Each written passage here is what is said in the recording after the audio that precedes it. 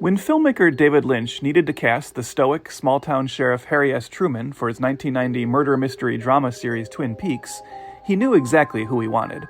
Unfortunately, that man, Robert Forster, was unavailable, as he was committed to another TV pilot at the time, one that ironically never ended up being filmed. The Harry Truman role on Twin Peaks instead went to Michael Ontkean, and Forster has acknowledged that the smash success of Twin Peaks' first season probably would have been a huge game-changer for his career. But thankfully, Lynch didn't forget about Forster, and after first casting him in a small role in the failed pilot-turned-theatrical film Mulholland Drive, Lynch once again called Forster in 2016 to offer him another job. Forster, moved by Lynch's generosity, told him, "Whatever it is, David, here I come," before even being told the part. The role, it turned out, was of Sheriff Frank Truman, the brother of Harry, for the 2017 revival series Twin Peaks: The Return. Michael Ontkean had since retired from acting, opening up the opportunity for Forster to finally head to Twin Peaks after all. Of course, to anyone that paid attention to Forster's long, prolific career, it's no surprise Lynch was so determined to work with him, as Forster was always a dependable, powerful on-screen presence. Kickstarting his career with supporting roles in two major Hollywood films of the late 60s, John Huston's Reflections in a Golden Eye and Robert Mulligan's The Stalking Moon, he really shot to prominence with his lead role as a conflicted TV news cameraman in Haskell Wexler's 1969 drama Medium Cool, a title that really undersells how incredible the film and Forster's performance are. Forster would star in two short-lived detective shows in the early 70s, Banyan and Nakia, but would then settle into steady work throughout the 70s and 80s with largely supporting characters in horror and action movies, like Disney's The Black Hole and the Chuck Norris vehicle The Delta Force, as well as the occasional lead role in films that would go on to become cult classic B-movies, such as Vigilante and Alligator. While he never stopped working, appearing in a number of low-budget films throughout the 90s, his career was definitely revitalized with what most would agree was his best performance, as bail bondsman Max Cherry in Quentin Tarantino's 1997 Elmore Leonard adaptation Jackie Brown, a role that earned Forster an Academy Award nomination for Best Supporting Actor. Subsequently, Forster enjoyed regular work in mainstream Hollywood films like Me, Myself, and Irene, Charlie's Angels Full Throttle, Firewall, Olympus Has Fallen and London Has Fallen, and The Descendants.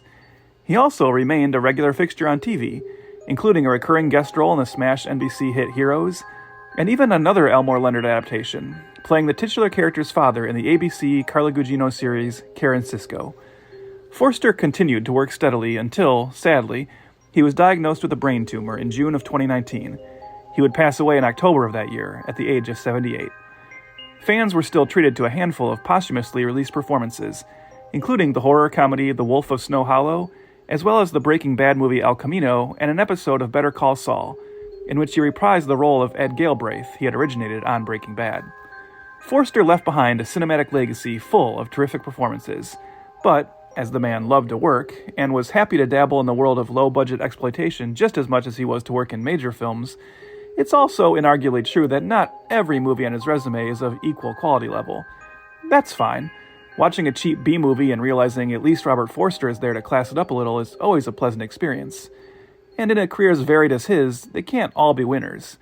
Sometimes, you almost win an Oscar for portraying a surprisingly sensitive romance with Pam Grier, and sometimes, you're a potentially problematic reincarnated Asian man warning people about dragons. The year is 2007, and South Korean production company Youngoo Art is ready to shoot for global success with its latest effort, and perhaps launch the next big action fantasy franchise in the process with Dragon Wars D-War.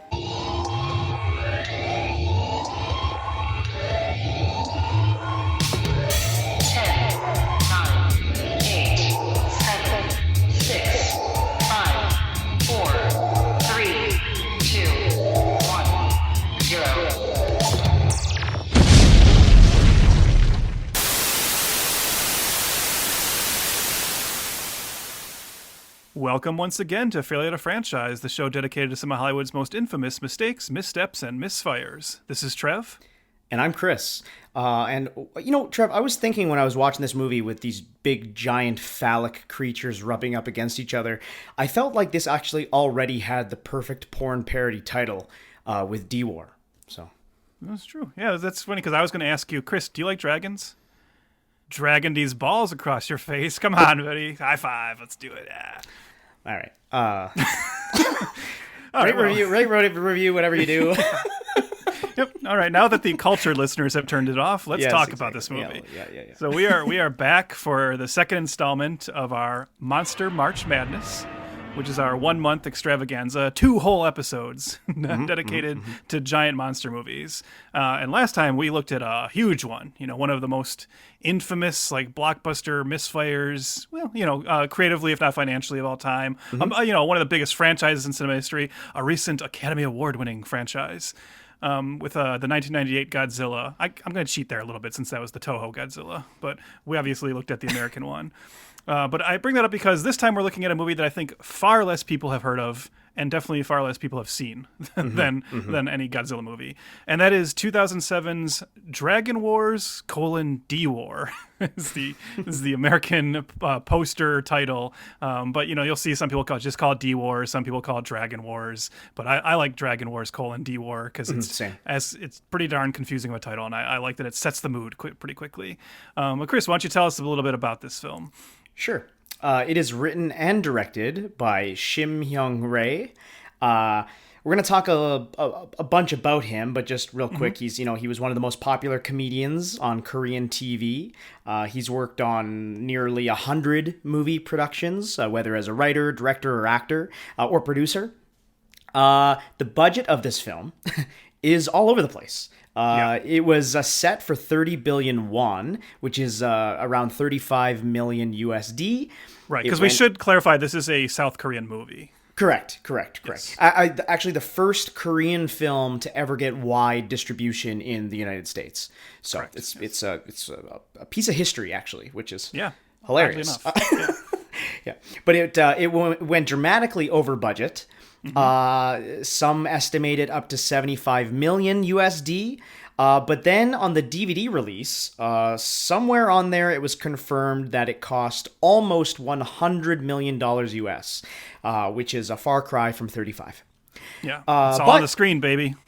Oh, yes. It is actually the highest budgeted South Korean film of all time. I think still to this day, actually. Domestically, it made 10.9 million USD. Worldwide, 75 million USD. Huge bomb. Yeah. I mean, when you're thinking, oh, the budget was only 35 mil, it sounds like, okay, and then suddenly you go like, well, no, actually we got up to 100. Then suddenly at 75, ain't looking so hot. So should we just jump into talking about this guy? Shim Hyung-rae has quite a history. Yeah. So as we said, he's an oddball, to say the least. Unlike many of our failure to franchise Hollywood people, he's kind of a failure. at everything. but like some of the people we've talked about, and and some of the filmmakers we've looked at, he is one of those guys who keeps failing upwards. Yes, right? Oddly enough, yes. So he debuted as a comedian in 1982 on Korean TVs, and he kind of came out swinging with this famous character called Yonggu. For people from North America, I guess your closest comp to that is Ernest, Medea. Medea, come on. What did I say? Medea? You said Medea. Is that my Canadian coming out? What is that? Is that what we call her? Let's just show Tyler Perry the respect he deserves, man. Oh, yeah, sure. Yeah, he deserves respect. Hey, I like the Medea movies. Rate, review, whatever you do. But when you say that's like the closest connection, it's because this Yongu character was like the Medea, like the Ernest, where it's like kind of a plug and play character, right? Where he would make like a bunch of Yongu movies. It's just taking that character and placing him into different situations. And I think I would assume, from what I understand too, he could probably play that character in like commercials and show up in other things as like a guest spot, And it's just like, people love this character, so he becomes almost known, just like more people know the name Ernest than Jim Varney. Right. Totally. And I think in Korea, I would think it's probably arguable that he's known as Young-gu more than Shim Hyung-rae. So he plays this character for over a decade. In 1993, he establishes his own production company called Yonggu Art. He releases a couple movies where he's the director and actor, and he goes on to make 8 films between 94 and 99, starring in almost all of them. And one that really gets him on the board is a movie called Yongari, aka Reptilian aka Reptile 2001. And at that time, it was the most expensive South Korean film ever made. So this guy does not know how to spend money. That's what I'm learning. And that Doesn't know what a budget means. That was a remake of like a classic Korean kaiju film called Hyung-rae, which was kind of just classic because it is a Korean kaiju film. It was like the original film was like their attempt to enter the kaiju market in the wake of, Godzilla and everything. And then this is his remake years later because he is a kaiju fan. Sure. So he wants to like put his stamp on it. And yeah, as you said, it's the reason you mentioned so many titles is the odd thing is, even though it's like kind of made, in the wake of like the American Godzilla and everything, it's released in America by Columbia TriStar. They get like the distribution rights and they do a straight to DVD release here in America, and they call it Reptilian. And I encourage everyone to go look at the box art for it that they chose, which made it look basically like an Asylum mockbuster of Godzilla.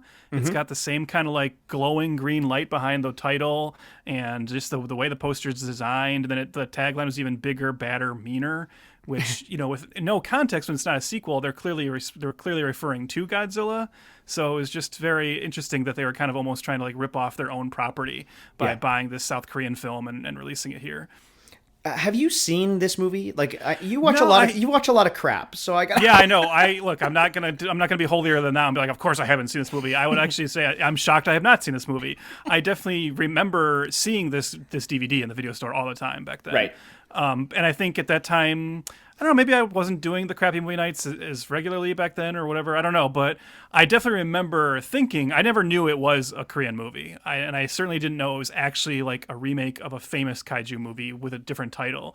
I always thought it was just a mockbuster of Godzilla. So that's kind of why I never rented it. Because I was already burned on kind of like, as much as I do love those shitty movies, and and there's like, and I know some people will defend this as like a classic bad movie.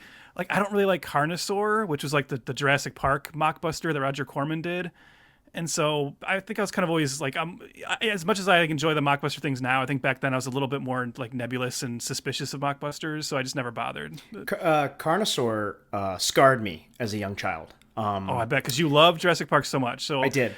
Can I guess? So I'm guessing the story goes that you were like, I need more Jurassic Park. I need more Jurassic Park. Oh, Yeah. I'll rent Carnosaur, and then you soon realize that the world is not all sunshine and roses. No, it's not. And and it gave me nightmares as a young child because of a certain scene, especially where like it shows people getting eaten alive, obviously. But there's this one scene, if I can remember, I can like picture it right now. I think it's a guy kind of laying down on a table or something, and the raptor things or whatever are eating his like guts as he's like shaking and like dying, and I genuinely had nightmares of that scene for years as a young kid. So did the movie, like as a kid though, did that movie, just curious, we'll get back to our topic in a moment, but did that movie like scratch your dinosaur itch, or were you like kind of even as a kid like, oh, this seems like low budget, or did it work for you? I mean, I was pretty damn young. When did that movie come out? Do you know roughly? Oh, I mean, post Jurassic Park, obviously. So I'd say probably 94, 95. I feel like that was kind of rushed, right? Okay. So yeah, like I was only like 6 years old. It maybe didn't scratch the itch, but it definitely, it's memorable in some way, shape, or form, right? Like I'm sure at 6 years old, you appreciated the irony of them casting Diane Ladd, Laura Dern's real life mother, to be in the movie. Oh, that's funny. I've never known that. Yeah. Well, enough about Carnosaur, though, because you know what? Carnosaur got sequels, so we don't ever have to talk about it again. Yes. But let's get back to Reptilian or Hyung-rae, because the making of this movie starts to tell us a lot about this guy, I'd say. Mm-hmm. Yeah. I've heard that this man... I've heard that this man is quite inept. And incompetent in the way that he makes film. It's as if a guy doesn't know how movies are made, gets millions of dollars to make a movie, and it sounds like he was editing the film as they shot. Yeah, we should actually like give some starting credit to and our... stopping the camera from scene to scene. We should give some credit to our buddies, Bird and Matt, who were on Yes. our last episode from the Godzilla episode from the Kaiju Transmissions podcast. We actually have learned a lot about Shim Hyung-rae by going and listening to their episode about Hyung-rae, and they kind of warned us like, you gotta find out about this guy. And they've definitely heard some crazy stories about the making of this film, and we're kind of echoing some of that. But yeah, the one that definitely made me laugh out loud was just like showing how he had no idea how filmmaking works in that he would film like a conversation scene where he'd have the camera on the one actor, have them do their line, yell cut, and then turn the camera around and all the equipment and film the next set or the next line, and then do it over and over and over again, rather than just filming one person's coverage entirely at once. And just amazing that like that's like a special level of ineptitude that makes you laugh, but it's also funny that no one else on set, maybe, I mean, I don't know like if it's just like the directors have total say in Korea or what, but that nobody on set was like, hey, Shim, that's not how we do it. Well, he also seemed like a total asshole. Yes. He was a bit dictatorial. He shamed the crew. He was kind of a yeller. Mm-hmm. Not a good guy. Allegedly, obviously, but I can see why maybe somebody didn't speak up. Yeah. But he was definitely shooting stuff like I did when I was 13 years old, which is great. And also, Hyung-rae was released in Korea with unfinished special effects. They had to go back and do like a special. They had to go fix them for a subsequent release. But when it was released in Korea, the special effects were not done. So. This guy just doesn't know how to make a movie. I mean, that sounds embarrassing, but that happens today. Like Ant-Man and Quantumania was released with unfinished special effects. Oh wait, what's this? I'm being handed a note. Oh, those were finished special effects. I'm sorry, I was just. Okay, all right. I haven't even seen it, but I'm taking pot shots. But I think this thing had like animatics. Yeah, the gray like blob of a reptilian. That reminds me of the Ang Lee's Hulk. I never saw that in the theater because a buddy of mine at that time somehow got his hands on like a bootleg of the work print before it was out, like a month before it came on theaters. Mm-hmm. And so we got to watch it home, and that had unfinished effects. Mm-hmm. And there was like the scene where the Hulk fights the army in the desert, aka like the only like kind of good scene in the movie, Mm-hmm. Yeah. There was moments in that, there were shots in that where Hulk was just a wire frame. And then there are others where he was like, they hadn't animated like his shorts on yet, so it just looked like he was fully nude. It was amazing. Oh, that's the cut that you really, really wanted. Yeah, I've been searching for that cut to this day. Yeah. Well, what was he cut? Oh, well, they don't call him the Incredible Hulk for nothing. Okay. All right. We're working blue today. I mean, look, this is one of those movies that's going to make us crazy. I'm sorry. Yes. So let's move on to the production of D-War, because Reptilian gets made, it's released, I guess makes money. Like, I don't even know. Yeah, I think it was successful. It's certainly more successful than D-War because, probably like, first of all, people didn't know yet that this guy doesn't know how to make one of these, maybe, but also It is feeding off of being a remake of a somewhat beloved, at least cult classic there. Right, so, right. Yeah. Well, they announced this film, D-War, in 2001. They want to cast a mostly American cast, so Robert Forster is in this film, the great Robert Forster. And then Jason Behr, he was on The great Grudge. Jason Behr. The great, I was about to say the same thing. He's in The Grudge, the Roswell TV show. And then Amanda Brooks, who seems to be working pretty good in TV every now and then. Yeah. She has a better career than Jason Behr. She's just listed as being in Flight Plan, which I'm guessing is she's like passenger 17 in that or something, probably. Yeah. But, yeah. But they're the two leads, or I guess the three leads, I would say, yeah. Mm-hmm. They don't shortchange Craig Robinson. Right. Craig Robinson also in there. At the at a time where people didn't know him yet. Like the Office had been going for a couple of seasons, but you have to remember he was just like kind of like a recurring guest character on The Office. And I think by the time they were filming this, he'd probably only maybe done like the first season of The Office, so he wasn't known yet. So this is like definitely early Craig Robinson. What would you say? If you're wondering why he's in this, that's why. Do you think Hot Tub Time Machine was what catapulted him? I was trying to like figure that out. Like, I think it was probably a combination of Hot Tub Time Machine and then just like The Office going and going and going. And he was kind of, there are those characters in shows, like Kenneth on 30 Rock is like that. And there's like Community has like a lot of supporting characters. Like you could even throw the Dean in there, where if a show goes long enough, even the side characters become beloved and it kind of ups their, like even like another actor who appears very briefly in D-War is Retta, who I know is on Parks and Recreation, and that's the same kind of thing. So, yeah. Right. So this movie is in production for 6 years. Yeah. And 3 years of that is just spent on creating the effects. It's all done in-house with Shim's Yongu Art Company. It's all on the screen, baby. What if I just keep saying that? It's yeah, it's all there. All originally 110-minute cut, which is then dropped down to around the 90-minute mark. And also, Trev, did you notice there was 8 minutes of credits in this film? I did notice that, yeah. And I was just about to say, don't worry. If you're worried that they cut so much out, it still feels like 101 minutes when you watch it. So It does. It does. I mean, we have a lot to say about Shim Hyung-rae, but mostly about after this film and why he continues to be crazy. So I don't know. Do you want to just talk about the movie and then talk about him some more, or what do you want? Yeah, the only thing I was going to ask you otherwise was, since it is the topic of this movie, just maybe really quickly, where are you at on dragon movies in general? I know you're like one of those weirdos who like loves Dragonheart, right? But yes, I do. Don't you denigrate me.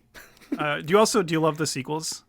I've never seen the sequels. No, I've Is there stayed like a pure. prequel starring like Eric Masterson, brother of your favorite actor Danny Masterson?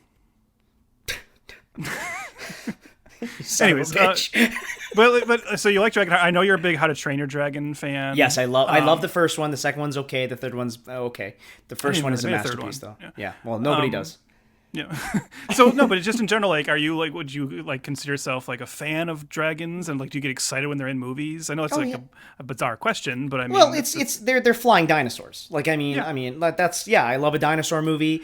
We talked about that with the Godzilla episode. Is like, again, Jurassic Park is my favorite movie of all time. I love a dinosaur.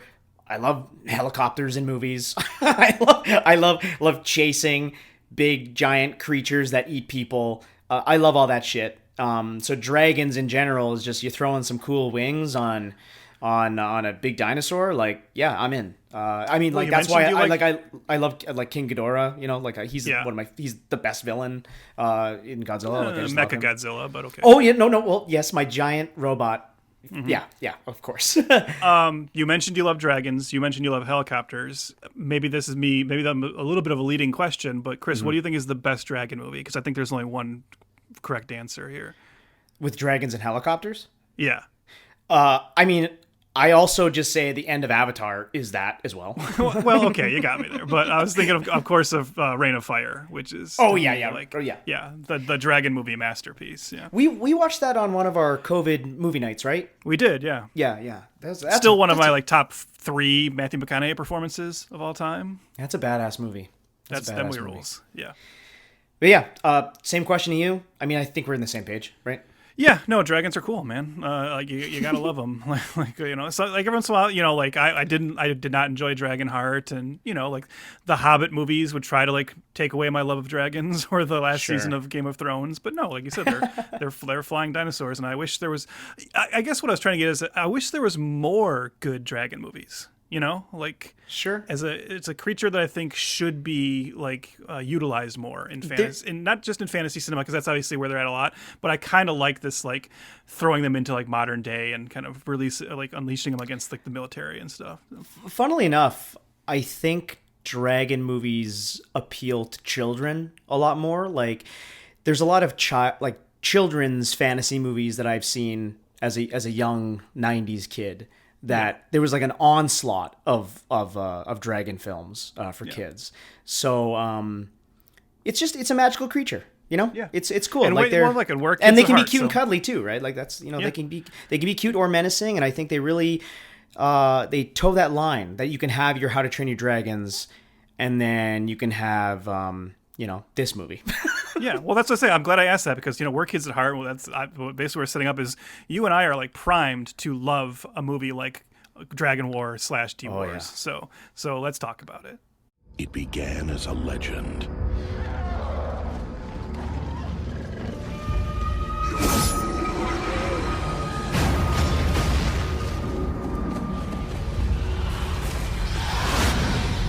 This fall,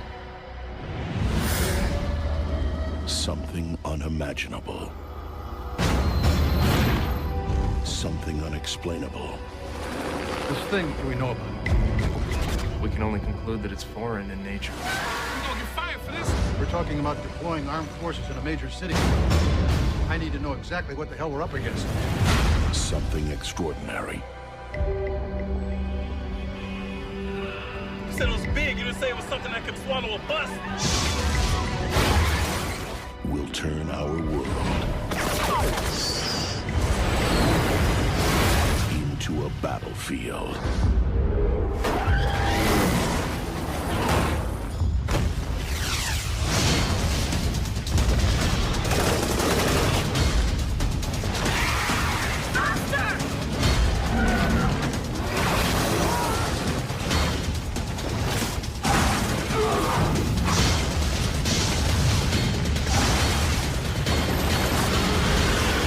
Dragon Wars.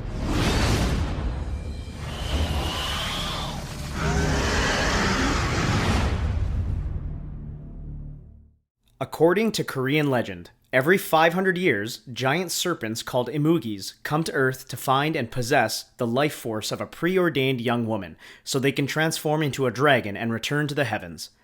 Ethan, a news reporter, who's also the reincarnation of a Korean warrior named Haram, must protect 19-year-old Sarah, also the reincarnation of Haram's long-lost love, from the evil dragon Baraki and his army.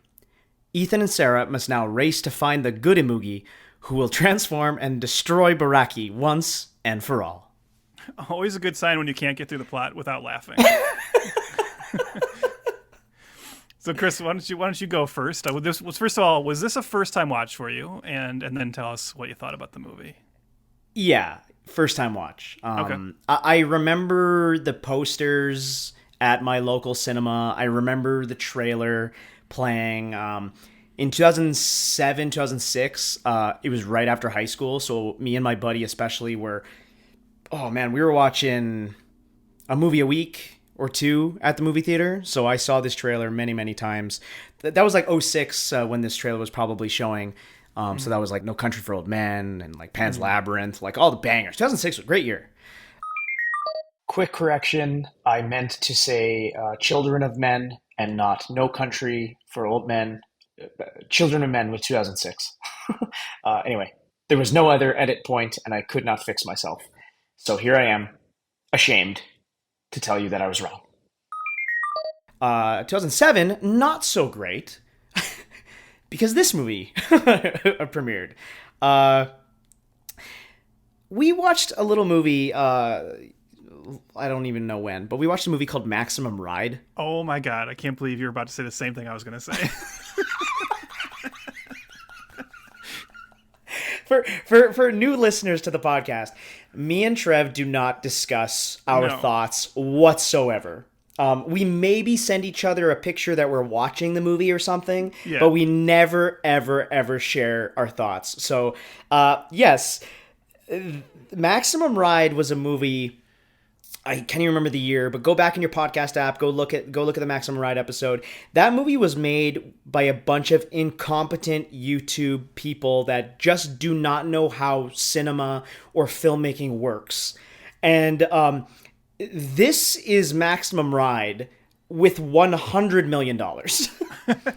I'll let you continue, but what I was going to say is, and this is, I'll just give away my bit here, but then you can keep going. But I was going to say, this movie is lucky Maximum Ride exists, or else this would be the worst thing we've watched. Yes, I watched this movie on American Tubi, by the way, where it should stay. So I watched it in my office, and then I walked out, and my girlfriend goes, "So how was it?" And right away, terrible. Just bad. Almost on every single level imaginable. This movie is, again, barely a movie, just like Maximum Ride. Familiar faces pop up, like we had said before, but they're only familiar because we know them now, let's just say. Yeah. And honestly, when they pop up, it just makes you feel kind of bad. It does, yeah. Oh, yeah. And it just, everybody's at the bottom of their game. And, I wrote here that this is an Asylum movie, but just doesn't know it yet. But I actually take that back because Asylum movies know what they are. And I genuinely think Shim Hyung-rae thinks he's making a great movie. I think he does. Yeah, and you know, because you know I'm a fan of the Asylum, and like one thing I always say is you also like you're allowed to kind of grade the Asylum on a curve because they are working with very small resources. You know, so that's kind of the fun of it, is seeing what do they do when their budget is only $500,000 and they make them in like 2 weeks. When you're talking about a movie that was worked on for 6 years and apparently got up to $100 million budget, I don't need to be as forgiving anymore. So yeah. Yeah, I got a bunch to say, but I think that wraps up just my brief thoughts. So Trev, you're on the same page, obviously. So you take the mic a little bit, and yeah, I mean the only thing I can add is let's rip this movie apart. I mean, well, the only thing I can add is this was actually, unfortunately for my life and like everything about like the way I live, and this is my second watch. And oh my god, when did you see this? So I saw it not in theaters, but I saw it during its initial, like when it first hit video. Oh, that's hilarious. And I remember the reason me and some friends rented it was because after its brief theatrical run here, it did kind of quickly gain a reputation as, oh, this is a bad movie you need to see if you like bad movies. I think this is like back around this time, like certain movies would kind of get picked up by the mainstream press. And when I say mainstream press, I'm basically talking about Entertainment Weekly, which I was an avid reader of. I subscribed to Entertainment Weekly. I loved that magazine. It's very formative for me when I was younger. And they would occasionally just get it like in their system to like really highlight some bad movie that they fell in love with. And I think this was like one of those. That's probably where I saw people saying, "Oh, you got to see this because it's just so bad, it's funny." So me and some friends rented it, and I remember back then, watching it with a group of people, probably some alcohol involved, thinking like, oh, it is very bad, but it's kind of fun. And I would say that's strange because like today I'm like even more steeped in like loving bad movies. But I just didn't. There is some like bad but fun to be had with it, but it is just kind of a slog in general. Yeah. Like I definitely felt like I had less fun with it than I remembered even having this time. And like maybe that wouldn't help by the fact that I was watching on Tubi and had commercial breaks put in, but also sometimes I was very thankful for the commercial breaks just to give my brain a rest from what I was trying to like take in. Yeah. But yeah, this is just embarrassing, and it's the same thing. The reason the Maximum Ride comparison came to me so immediately was because as I was watching it with my fiance, as I do most of these movies, I don't know, we were like 20 minutes in, and I turned to her and said, "This feels like a fake movie." And I remember that's exactly what we said about Maximum Ride, where it just doesn't feel like a real movie, and that's exactly this. Like the pieces are there, like you said, you have some name actors, some recognizable character actors, you have CGI, you have like a lot of big budget spectacle, but there's just always like almost every scene has something that identifies filmmakers who don't exactly know what they're doing, certainly like a writer who doesn't know how human beings interact or speak, or what story progression means or story structure. A lot of baffling decisions throughout the narrative of this. Dude, there's this. Okay, what really shows just how incompetent. Well, there's a lot of stuff that shows how incompetent this is, but the way scenes cut back and forth in the middle of the scenes. And yes. I want to bring up the moment where our main characters, Ethan and Sarah, are walking on a beach, okay? And they're having a discussion, and in the middle of their discussion, it cuts to the military talking about this big serpent, and they're talking in some boardroom, and in the middle of their conversation, it goes back to the beach to finish the conversation with Sarah and Ethan, and then they kiss for reasons, because that's what movies do, I guess, and then in the middle of their kiss, it cuts back to the military to finish off the conversation again. It does not let the scene do its job. You know what I mean? Like, just think about how like oppressive and like insane the beginning of this movie is, because, and I don't want to get too in the weeds here because if I start trying to describe this, it'll take like 20 minutes. Sure. But the movie begins and has to set up its whole backstory, which you just did an admirable job of like, really summarizing it succinctly. But the reason I was surprised you're able to do that is because the movie's really trying to overcomplicate itself at the beginning. Mm-hmm. So we start with some voiceover narration giving us the basic premise as you just explained it. Everyone believes the time of dragons has passed, but the time of dragons has only just begun. Every 500 years, a young woman is born. A woman who possesses a spirit power that can turn a serpent into the mightiest dragon of all. A good serpent will use this mighty power to protect the universe. An evil serpent will use the mighty power to destroy the world. Now is the time for the spirit to be awakened. Now is the time for destiny to unfold.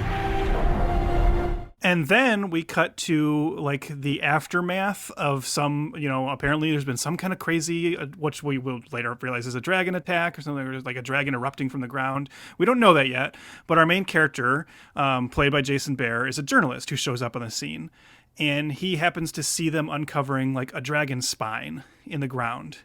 And he has this like look of recognition, and he goes back to his office, and we suddenly get like a film noir voiceover from him that only comes up like a couple times in the movie, where he's like, "Oh, that makes me think of like that mystical medallion I wear around my neck, and that reminds me of like what Jack told me back in the day." And then you're like, "What? Who the hell's Jack?" Well, don't worry, because then we go to a flashback of our main character as a young child, and him and his dad going to like an antique shop and meeting the character Jack, who's played by Robert Forster, who recognizes in the kid that he's the reincarnation of the mystical character from the feudal past that you talked about. So Jack kind of comes up with this whole like subterfuge to send the kid's dad away, and then tells the kid the whole backstory, which then sends us into a flashback to the past in Korea, or I can't remember if it's Korea or Japan, but It's Korea. It's Korea, yeah. Sends to the Korean flashback. And then there's a flashback in that flashback. So we're like just 5 or 8 minutes into the movie, whatever it is, and we're already like in 3 levels of flashback. And the story Jack is telling this like 8-year-old kid would be like impossible for like any kid to follow. It's just like, it is nuts. What you've just seen was the scale of the Umugi itself, and the light, that was the light from heaven. The light from heaven? Imugi? Sit down. Imugi. It is a creature from a Korean legend which turns into a dragon. Long ago, there lived great serpents called Imugis. They lived in the heavens above with their legions of followers. Every 500 years, one Imugi was rewarded for its good deeds with a chance to become a celestial dragon.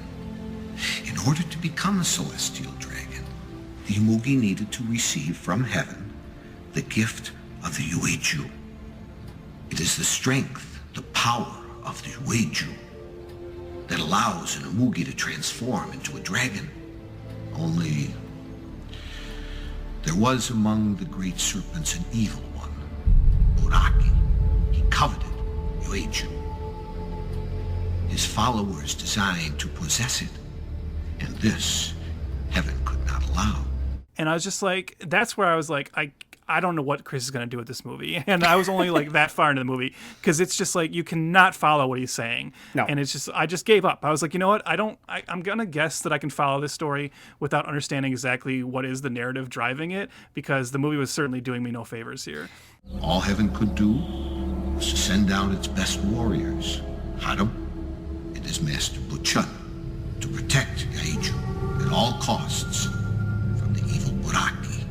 Unfortunately, the evil Buraki also knew where to find Yaiju. What are you talking about? Yeah, the flashback section is insane. It's bad. It's bad. And then it becomes kind of like your discount Lord of the Rings, Crouching Tiger, Hidden Dragon movie, which I will say should have been the movie. Yeah. Be that movie instead. Instead Oh man, of if I making could just watch be that Crouching movie. Tiger again, one of my all-time favorite movies. With the Gungan army. Yeah. Well, what movie wouldn't be benefited by Gungans? Yeah, and then Robert Forster, I guess, says that he is the reincarnation or whatever of the old wizard man as well from the past. And then you're just sitting there being like, oh, this is how you whitewash the movie. Yeah, that's an immediate thought too, right? Where it's like, why are all these characters like? It's already like creating strange logic because you're like, okay, first of all, why are all these characters white now? Which you realize that's just Shim Hyung-rae like aiming for the American market. We know he wanted to purposely cast, have an American cast. But even when like Jack tells Ethan, like, well, you're like the reincarnation of the guy who killed himself in the past 500 years ago, and you're his second life, and I'm just thinking like, you're the reincarnation, but it took like 500 years. I get that, like, that's the idea, but like, why weren't there other lives? And like, why, I don't know. It's just, again, the logic is like not really holding very well. And I'm also just distracted by the fact that Robert Forster's in it at this point. And if you're like me and you're depressed that the great Robert Forster is in this movie, don't worry, because he clearly also is too. And it's not like he's giving it his all. He's sleepwalking through this. So I'm glad he got a check, and I'm glad he didn't have to work too hard. Everybody is sleepwalking in this. Jason Behr and Amanda Brooks are completely devoid of charisma, emotion, anything. Driving to Mexico isn't going to stop them. The Imugi are going to follow me wherever I go. Then we have to keep moving. Is this my fate, Ethan? Fate is what brought me to you. There's a Korean proverb that says, only meeting a person by chance makes a lasting bond. You and I were connected before birth. It's not fair. I've been alone my whole life, and now my destiny is to be taken away from you. We have to be strong, Sarah. We can change destiny. We can change our fate. You believe me?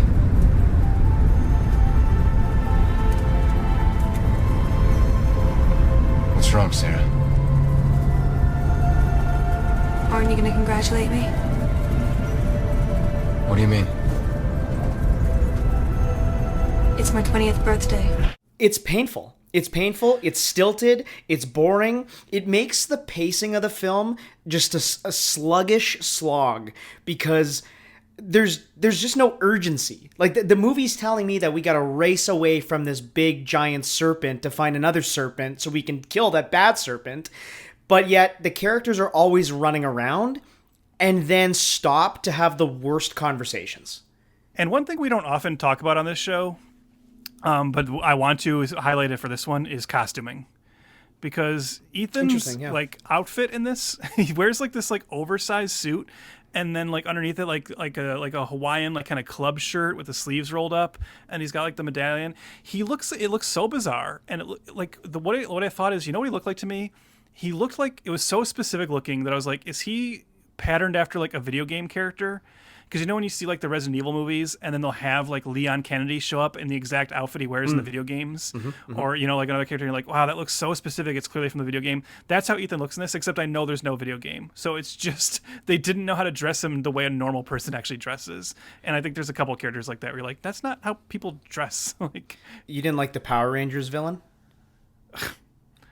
The villain that sounds oddly exactly like Jabba the Hutt, which is, the Jabba the Hutt voice is fine when it's coming out of Jabba the Hutt. When you see it or hear it coming out of like a person who looks like a human, very jarring.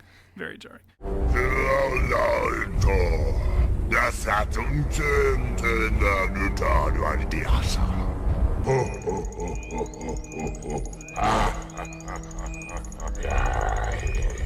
And also to see that it doesn't exactly sync up to what the actor is doing. Yeah. Yeah, there's a couple of, can I just like, I know we're kind of we're bouncing around this plot, but just bear with us, folks. This is not one we're going to even try to go through it beat by beat. But a couple other moments that stuck out to me is like proof that, like, Shim Hyung-rae just wasn't interested in like how human beings actually interact. So our main, our heroine, Amanda Brooks, Sarah, when she starts realizing, she starts having these visions because she sees Ethan on TV, and that like unlocks something in her, and she starts to realize she is this like incarnation of the person the dragon is coming for. It kind of sends her, maybe understandably, into what I would call a nervous breakdown. She starts drawing these like Korean symbols all over these like pieces of paper, hangs them up all over her house, and her roommate comes over, or friend, I don't know, but someone comes in her house and sees this and sees her curled up in the fetal position, like on the couch, and clearly having some kind of breakdown. And she goes, I know what you need. Drinks, like, let's get a girls' night, And then they proceed to go to a bar, And then when they leave the bar, you realize that her friend's answer was, "You're having a nervous breakdown. You know where we should go? We should go to that like really seedy bar on like the corner of Murder Avenue and Rape Street." Right, like, right. From Supergirl. Yeah. The bar's just got like bags of trash like piled up in front of it. The moment they step out, there's like an attempted gang rape, because if you saw this place, of course there would be. And just like, why did these two young women dressed up like really nice and head to this bar in like some crazy ghetto? That was like a bizarre decision. No, it gets worse because Sarah is being accosted by these three guys, and then Jack, Robert Forster's character, shows up out of nowhere, beats the three guys up, and then just walks away.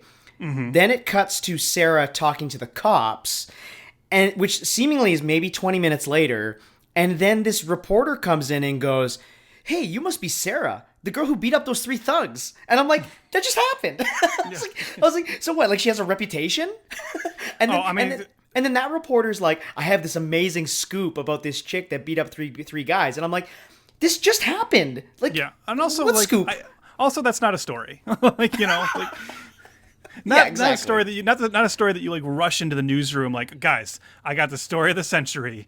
You know, for everything else that's happening, a woman beat up 3 attempted rapists. That might make it into the paper. I don't think you're getting page 1 on that, buddy. No, but it's important too that you mentioned there that Jack shows up and saves her and then just walks away, because that sets up numerous times in the movie where Jack is like a Deus Ex Machina who comes in and saves like the day and then just like leaves. Instead of just like staying as a constant presence and using his amazing mystical powers to be like an aid to our heroes, he just kind of keeps saving them and going, "All right, see you later, smell you later." The other one I wanted to bring up was there's a car chase at a certain point where Craig Robinson, Jason Barr, and Amanda Brooks are in an SUV being chased by the Batamugi. So until the dragons in this movie are basically giant snakes. Like, that's what even everyone calls them, because they don't become dragons, I guess, until they, merge with whatever mystical force she is. So they're basically being chased by a gigantic kaiju-sized snake through a parking garage. It's very funny whenever they cut to the car, because Craig Robinson, who just saw the snake for the first time 10 seconds ago, is handling it quite well. He's like not reacting at all. Yeah. And in fact, so then they get in this car chase, and they end up going to this bridge where the bad guy we talked about, the Jabba the Hutt, like main humanoid bad guy, attacks their car. He gets in like a physical altercation with Craig Robinson. Craig Robinson ends up getting like electrocuted and thrown to the side of the bridge. And at that point, Jack shows up, hits the bad guy with his car. Second time he got hit with the car in like 30 seconds, which was very funny. Tells Sarah and Ethan to get in, and then drives off. And they just leave Craig Robinson there. And then they even have a moment in the next scene where they're like, "Boy, I hope he's okay." He's like, "Yeah, I'm sure he'll be fine." And then the next time you see Craig Robinson, he's at his office at work. And I just started laughing because I was like, okay, so this guy yesterday saw for the first time in his life a giant snake. It chased him. He knows it's after his friend. His friend told him, "Hey, I'm part of this like ancient Korean legend, and you have to help me find this woman who's actually like this mystical reincarnation, and we're gonna get chased by this dragon." It happened. He saw it happen. He got attacked by another like humanoid bad guy, got electrocuted by a sword, woke up. His friends had left him, and his response was, "What do I do now? I guess I'll go to work tomorrow." Like, what? That's not what you would do. It's just ridiculous. Nobody acts like human beings. No, listeners know that I always talk about my rule alarm, and this movie has many rule alarms, so I don't really have to get into like it entirely. But this snake is chasing Sarah. The whole idea is this big bad snake called Baraki has to kill Sarah. Okay, there is multiple times in this movie where the snake is 6 inches away from Sarah, and it gets distracted by bullets that are ineffective at all. It's on top of a building, and it's just like screaming for no reason. Doesn't kill her. They just kind of get away by happenstance, which is like so frustrating, because if the whole idea is this snake is going to kill this person, it should be, it seems easy. There's also a moment where there's an FBI agent that is obviously interested in the case and then trying to find Sarah and Ethan as well. Okay, Trev, I know movies need things like scenes and dialogue and plot twists. Okay, like, you know that, right? This FBI agent has a twist that he actually believes in the legend and wants to kill Sarah. So this FBI agent rescues Sarah, and instead of just popping her in the back of the fucking head, Yep. he takes her to a warehouse where he gets popped in the head first. Yeah. Because he has to give his bad guy monologue first. Because that's what movies do. Yes. And it's like, again, Shim Hyung-rae, I know you've seen movies. I know you've made movies. You obviously know the pieces that are involved, but you just don't know how to put them together, like, at all. Well, it's like, yeah, this is the kind of movie that, and I know sometimes it's like, you know, you can say like, oh, you're overthinking what's a silly little B movie. But I mean, it is the kind of thing where you watch and you go, man, just like one or two logic passes on this script. Because like, think about how far we get into the movie before like people in the city start to seem aware that this is all happening. Now, there's an early kind of running joke where a security guard at a zoo sees the Batamugi like eating some elephants, but it happens at night, and he's the only one who sees it. And then when he's telling people, "No, I swear I saw a giant like snake eat some elephants," like everyone thinks he's crazy. But then like that leads to a whole thing where he's in the hospital. They put him in there at like a mental health check. And they're trying to like convince him, like, no, you saw things, but if you just admit you didn't really see a giant snake, we'll let you go. And finally, he's like, yeah, okay, maybe I was just like I didn't get enough sleep or something. And then they start to take his straitjacket off, and then the snake appears at the window, and he's like, oh, I hate to say it, but the giant snake is back. And then of course they turn around, the snake's no longer there, and they're like, well, damn it, you are still crazy. So that's like a joke, okay, whatever. But like seconds later, the snake busts through the hospital, right? Because now it's after Sarah, who's also there. And at this point, I'm sorry, if a giant snake suddenly appeared at a hospital and like busted through it and then chased a car out, that would be a news story. And I'm pretty sure that's all anyone in the city would be talking about the next day. But instead we go to like multiple scenes the next day where the snake keeps showing up in the city and like attacking all areas of the city where people are just going about their everyday lives. They're just hanging out at restaurants. They're like, I would think that at some point, if you were smart and you're living in the city and you were turning on the news and seeing, hey, there's a giant snake that continues to like smash into buildings and kill thousands of people, maybe people wouldn't go out to lunch that day, you know? Maybe not so many people would be on the road and on the sidewalks. Crazy thought. But again, like you said, Shim Hyung-rae knows that it's fun to see like people running away from giant monsters. He just forgets that usually that happens like, you know, more accelerated. It's not like you sell it to where people are just going about their daily lives, even though this has been happening for 24 hours. It's kind of like how he knows it's a cool visual to have bullets raining down on heroes in a cool action scene, except he forgot to put the helicopters above the heroes, which would make the bullets not rain on them because the helicopters are so far away. He does not know how to craft even visual storytelling at all. Well, can I even ask you in that part where when Ethan and Sarah run to that building and run up to the roof and jump on the helicopter and go, we got to get out of here. The Batamugi is here. What is that helicopter? Who are these people? Like, why would they listen to these two people? You know what I mean? Like, that's not established at all. There's just a random helicopter waiting that somehow they knew would be there, and then these people are just like, yeah, okay, get in. We'll get you out of here. Yeah. Yep. Again, that's the way this movie works. Yeah. This movie is pieces of scenes, and that's why it's like so hard to even talk about it. Like I think we're doing an okay job, like kind of rambly and making fun of it, but it's a movie that just isn't a movie. It's Maximum Ride, D-War style. You know, even so much later where the bad guys again capture Sarah and Ethan, don't kill them right away. Transport them to like a temple in the middle of nowhere, in the middle of a desert, and then because you need to get rid of the evil army, the pendant that you said that Ethan wears around his neck just decides to kill everybody. There's no reason except for we need to make sure the evil army's gone. So what do? Just erase them. Yeah. No reason at all. Yeah, and that whole like that whole finale, I wasn't even sure because you said a temple in the middle of the desert. I honestly wasn't sure if it was meant to be the desert or like another reality, like another universe, Yeah, you know, or something. yeah. Like, because it seems like something. Are we in a different dimension? Because it kind of looks like the temples and shit, like Mortal Kombat, you know. Totally. Like Annihilation, when they go though, the second one. Yes, definitely Annihilation. Yeah, and I think it's maybe the thing that made me like that I loved the most in this movie and thought was the funniest was at the end of the movie. Like, spoiler alert. If you really are worried about us spoiling the end of D-War, turn off the podcast now. But spoiler alert: Ethan is our only survivor. Sarah does ultimately sacrifice herself for good.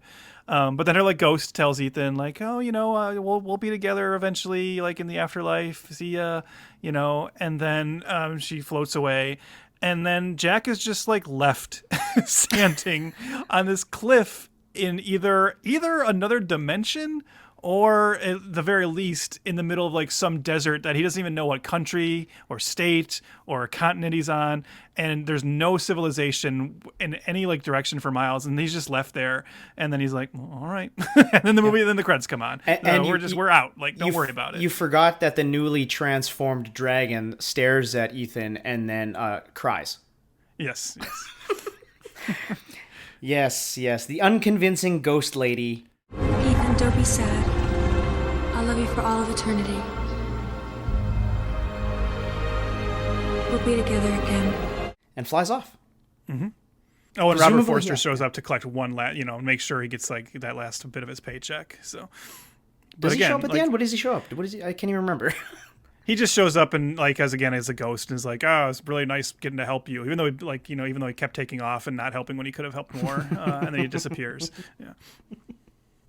I also love that if you're gonna save your big monster battle for the end, definitely do it at night, right? Mm-hmm. In a barren desert, and make your two monsters look almost identical. So that's definitely what you should do if you make a monster movie.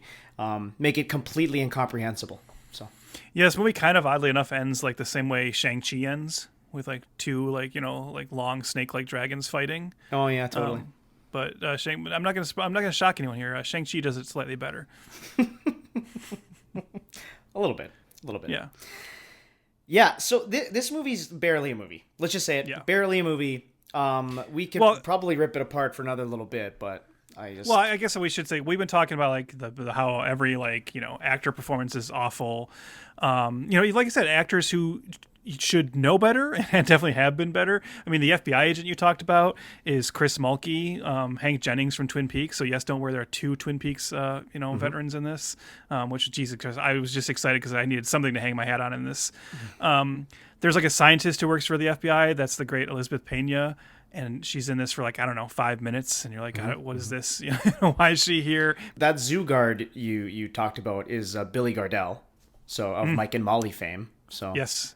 I was wondering where I recognized him from. Yeah, so people are popping up in this. Yeah, and Craig Robinson is maybe the only person who does have some energy, but even there, you can tell that they don't quite know what they have with him yet. Because you would think he could be a better comic relief character than he is in this.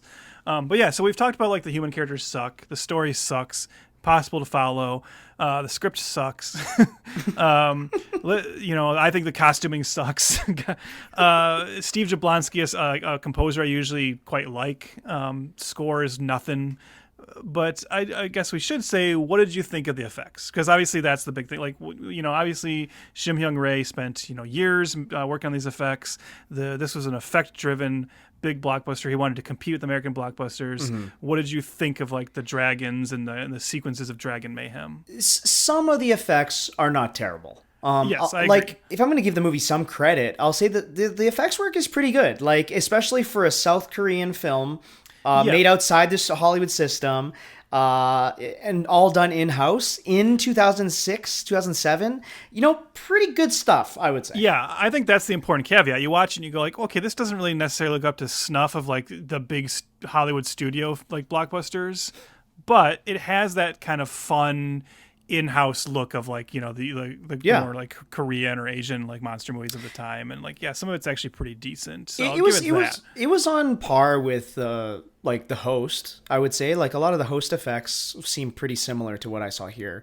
Obviously that's a way better film and a great film, but I would say the scene where you said the snake is chasing them in the parking garage. I thought actually that looked pretty awesome. And a lot of the dragons flying around with helicopters in the downtown LA at the end was pretty cool. But then some of it is really like really bad Gungan army. So it's a lot of give and take. You can tell where they really put all their money towards an effort, but then also like the digi doubles aren't great. But again, it's 2007. Some of the creature effects are good. Like I like Baraki, he's a cool looking character, and I think the good Imugi that turns into the dragon looked pretty good until it like unlocked its jaw all weird and uncanny. But some of the design work I was into, you know, like I liked it. Even the bad army walks on like two-legged dinosaur things too. Like I like that. Like I said, if it was more of that, or even more of like that 1500s flashback, I think it would be more successful. You know what I mean? Or if it was just a little bit more stupid. You know what I mean? Like, yeah, this has no sense of humor. It doesn't recognize its own sense of humor. That's what's missing. Is this movie's not taking the piss on itself, which it needs to do to like make up for its shortcomings. Yeah, like this movie is hovering in that like weird middle ground where it's just cheap enough and like stupid enough to like not be a good movie, but just trying to be like real enough to not slip into that true so bad it's good territory. Yeah. So really you just kind of watch it and it just kind of like washes over you, unfortunately. If anything, like your main reaction I think is just like frustration with this movie. Yeah. Yeah, like for instance, can you explain to me, is it ever like made clear in the movie why the good Imugi just didn't show up earlier to help? And like fucking fight that dragon like in the city, like fight the bad Imugi. Why does it wait until the very end to finally show up and do something? I know. These are the questions that will make us go cross-eyed. Should we now talk about Shim Hyung-rae being shyster, fraud, con man, and hack?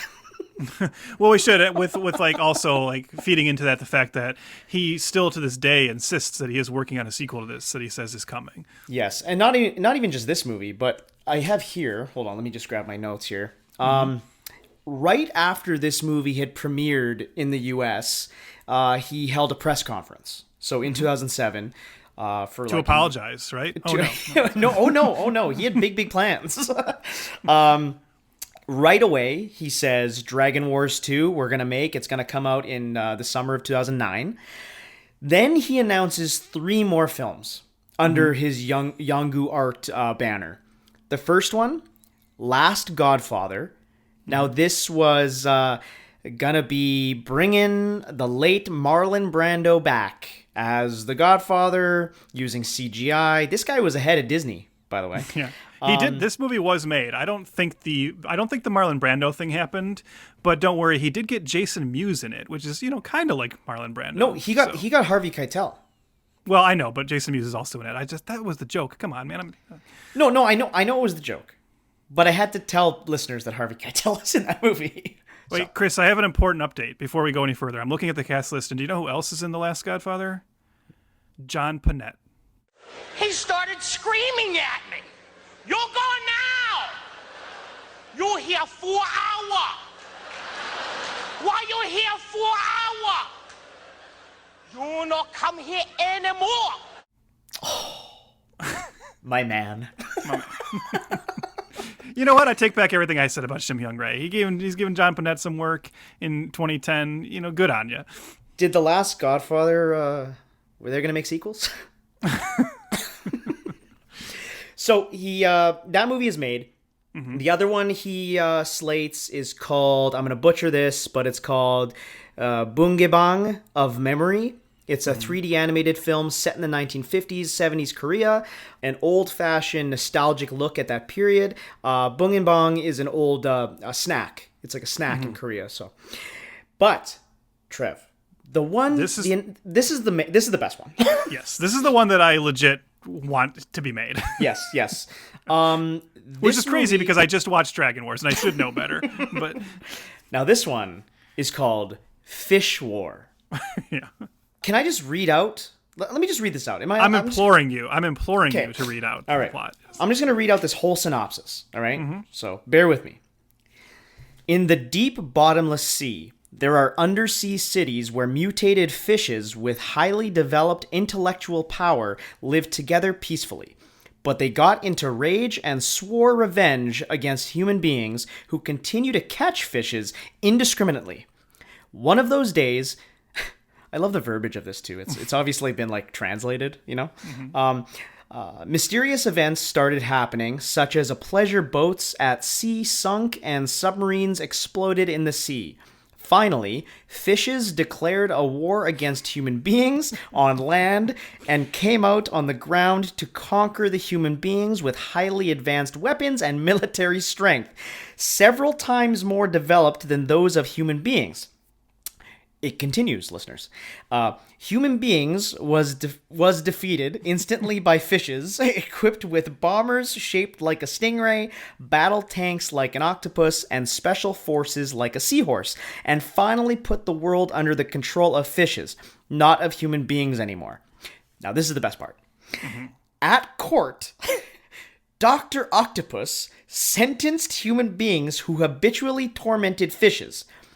At a sushi restaurant, a catfish puffing cigars waited for dishes made by human beings, and fishes caught and refrigerated human beings as exactly human beings did to fishes, and completely controlled the whole world. In Japan, meanwhile, Yamamoto family, the well-known sushi master in business for 3 generations, became an most infamous enemy of fishes.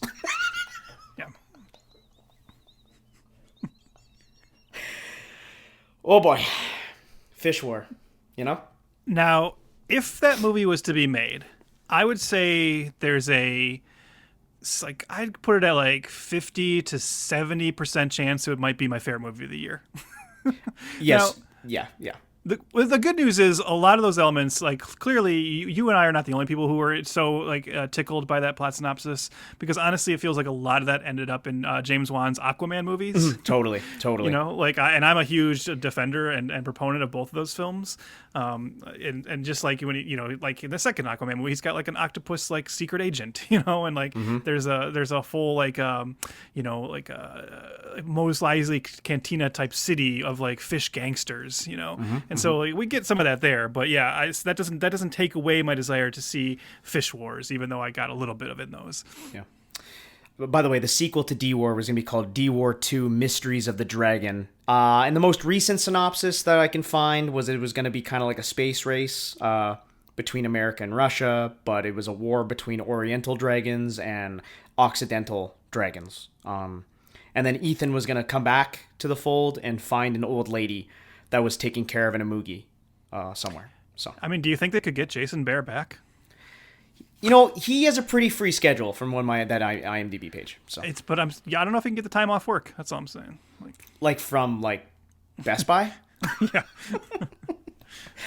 Now, it gets more wild, listeners. Okay, so in 2011, our famed director here was banned from leaving Korea.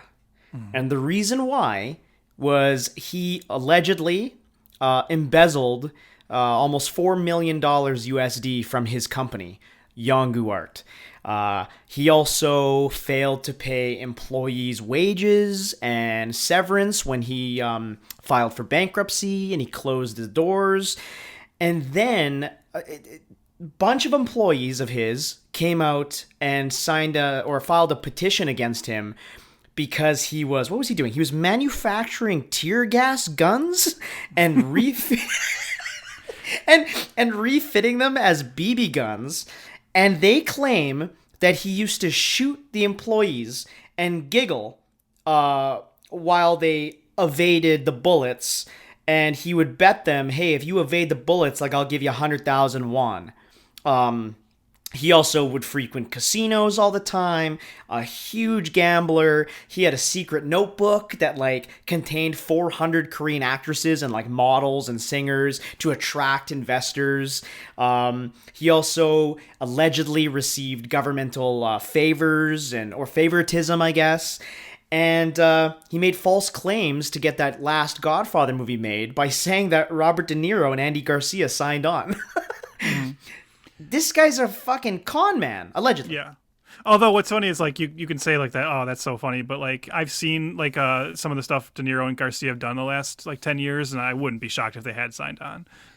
Yeah, you may be right. Yeah, but everything else hilarious. It puts South Korea in a really tough spot, because obviously, with all this like kind of obviously criminal activity going on, you do want to like make sure he's punished. But then also, like when you say he's like barred from leaving the country, you are like if he stays in South Korea, he might make another D war. So I don't know. That's a really tough choice to make, And he keeps threatening it. He really does. He has not stopped.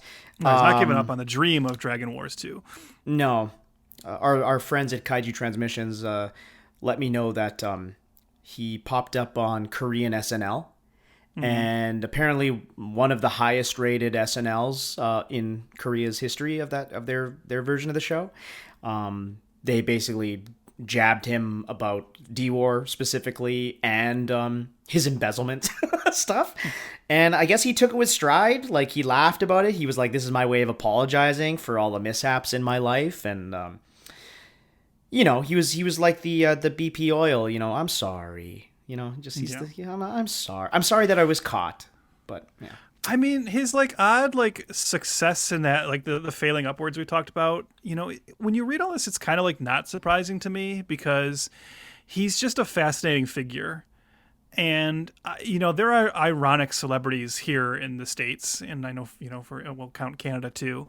And I wonder if that translates to South Korea, where people are just like so baffled by him that's why he remains popular, Mm-hmm. and like those news stories are everything you just read is so nuts that of course people would remain interested in him. And that just like that confusion and bafflement alone probably makes people intrigued in what he does next, So even if the movies, he has the goodwill from people liking Yanggu, and then you add that on to him just being so weird, then maybe people are still like, yeah, I guess I'll watch the next thing he does, no matter how, because from what I've seen, Last Godfather also was not very well like received critically. Mm-hmm. Even, getting, Harvey Keitel and Michael Rispoli and Jason Mewes to be in it and John Panette. But I think people are just like, yeah, I don't know, this guy's so bizarre. Let's just keep like going to see what he does. And I kind of get that. Well, okay. Also though, shysters, frauds, and con men. Well, America might re-elect one of them. Yeah, well, I think shysters, con men. Like, honestly, he belongs in Hollywood. Like, this guy should. It's surprising this guy's not running like Max. Oh, for sure. And I think there is a fascination for people like that, and some can rise to the highest elected office in the land, or they can make D-War. But they're among us. And there is just an odd fascination by it. It's, cult of personality. It is this guy has issues, but like you said, it sounds like people will still give him money. Like somehow he'll get funding for his next project. Mm-hmm. It's the way the cookie crumbles, So, well, I mean, that all said, it makes me wish I enjoy this movie more than I do. Like, even on like an ironic level, because I just kind of don't. Like, it's not one, like there are a lot of bad movies I love, and we've come across some of those in this where it's like we acknowledge it's bad, but you're like, I had a pretty fun time with it. Mm-hmm. There are moments in this where I'm having fun at like the ineptitude, but as I said when I said earlier that it feels like it's 100 minutes, even though it's not. Like it does. It's just, I think it's because the ineptitude is just so extreme and so constant that it quickly wears you down and it stops being fun, and you just kind of like can't wait for it to be over. So this was definitely you said frustration. You said frustration earlier, and that's how you feel. You feel bored and frustrated because it's just scenes happening. Again, the Maximum Riot connection. It's amazing to me and you immediately. Peas in a pod. Yeah, like I said, it needed to just be like a few notches like stupider for me to like be able to like get into it and laugh at it. And since I'm not laughing at it, I'm kind of just staring at it. And that's like that's the worst response you can have to a big giant dragon action movie. Totally. Yeah. So that'll do it for Monster March Madness over here at Failure to Franchise. But we love our themes and we keep it going. We keep the themes going, baby. What is our next theme? Let me just check real quick. I'm keeping this in. Oh, yeah. Hey, Trev, do you like Easter? Right. Sure. For the sake of you talking about our next theme, I'll say, yeah, I love Easter.